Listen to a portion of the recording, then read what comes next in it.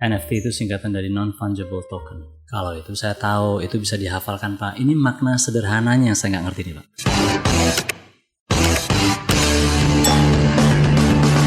Makasih ya Pak. Bapak masih ada waktu nggak nih Pak? Masih? Gimana? Mau tanya soal NFT Pak.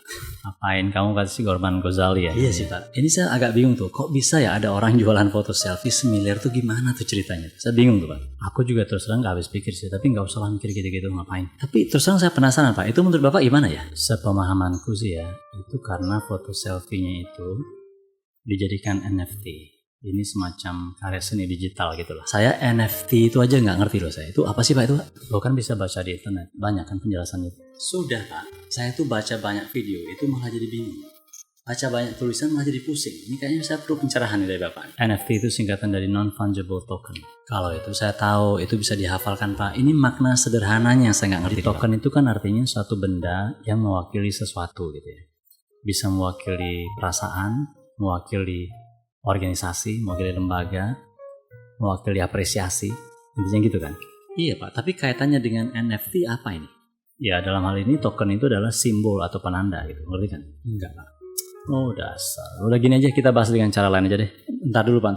Jangan kemana-mana dulu. Tadi kan intinya gini, kok bisa orang jualan foto selfie seharga 1 miliar? Kan itu tadi pokok persoalan. Kita kembali ke situ dulu ya Pak. Karena foto selfie itu tadi dikasih tanda berupa token itu tadi. Jadi semacam dikasih label atau dikasih sertifikat gitulah ya. Pak, masa hanya gara-gara dikasih kode unik saja langsung bisa mahal? Gimana ceritanya tuh Pak?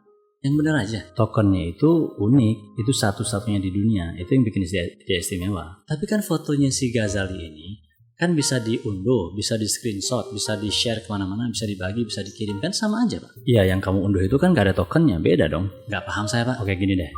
Dulu waktu skripsi, kamu dapat file untuk buat skripsi itu dari mana? File formatnya dapat dari mana? Ya dari template Pak. Waktu kuliah metodologi penelitian kan dikasih tuh sama dosen. Oke, template format itu antara punyamu dengan punya teman sama apa enggak? Ya sama lah Pak. Artinya kalau kamu tukar-menukar file itu atau file format itu dengan teman, boleh apa enggak?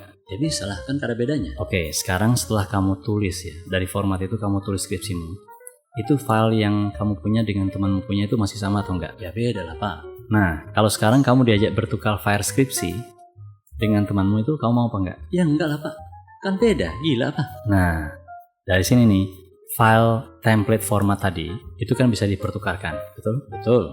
Nah, file template tadi yang sudah diisi dengan skripsi, itu jadi unik, dan itu nggak bisa dipertukarkan, betul nggak? Betul. Nah, yang bisa dipertukarkan itu istilahnya fungible, yang tidak bisa dipertukarkan itu istilahnya non-fungible. Oh, agak paham Pak, agak paham. Nah, kenapa skripsi itu nggak bisa dipertukarkan? Itu karena dia unik. Jadi bayangin aja ketika kamu mendapatkan template format dulu itu kan masih sama dengan yang lain kan?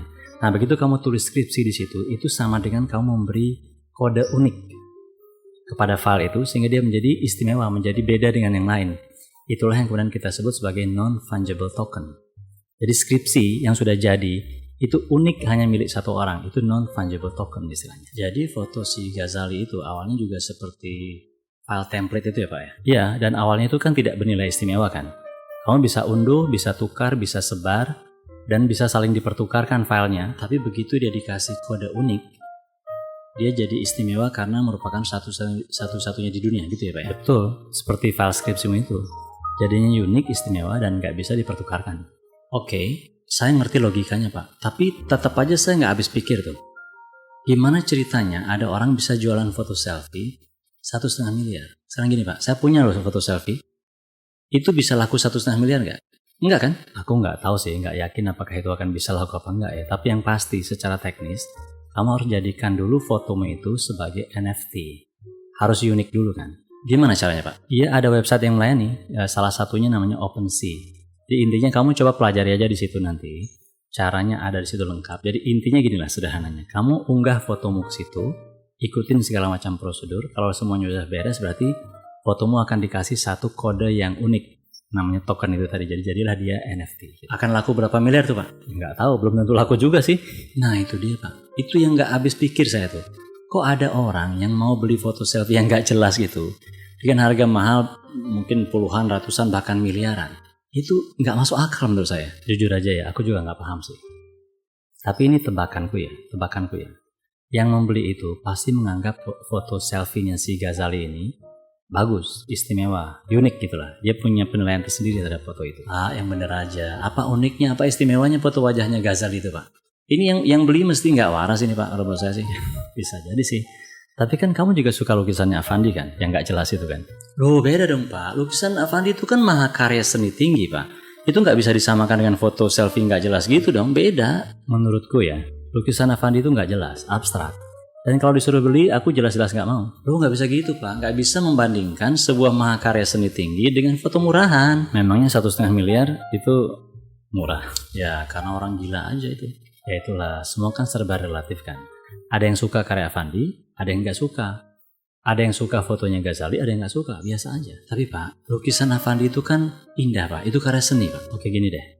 Menurutmu ya, dari sekian juta orang di dunia ini yang melukis, itu ada nggak yang bisa bikin karya mirip banget dengan karyanya Affandi? Bisa, ada nggak? Iya, kalau sekedar meniru bentuk, saya yakin sih ada yang bisa, Pak.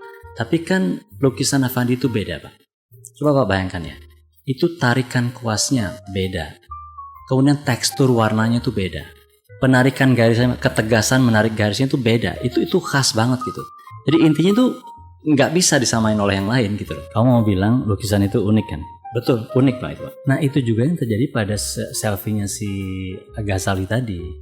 Jadi foto itu telah dibuat unik dengan memberikan token itu tadi. Kode yang unik ya, kode yang hanya satu-satunya di dunia itu dikasih ke foto itu sehingga foto itu jadi unik. Karena dia jadi unik maka dia menjadi satu-satunya di dunia. Dia disebut sebagai non-fungible token gitu. Iya sih, tapi saya masih belum paham Pak. Ini untungnya bagi si pembeli apa gitu loh. Loh memangnya kamu beli lukisan Affandi buat apa? Ya untuk dipajang dan dinikmati dong Pak. Ya sama aja dong. Fotonya Ghazali bisa juga dinikmati dan dipajang kan. Tapi kan nggak ada file fisiknya Pak. Itu kan cuma file digital doang. Oke sekarang gini ya.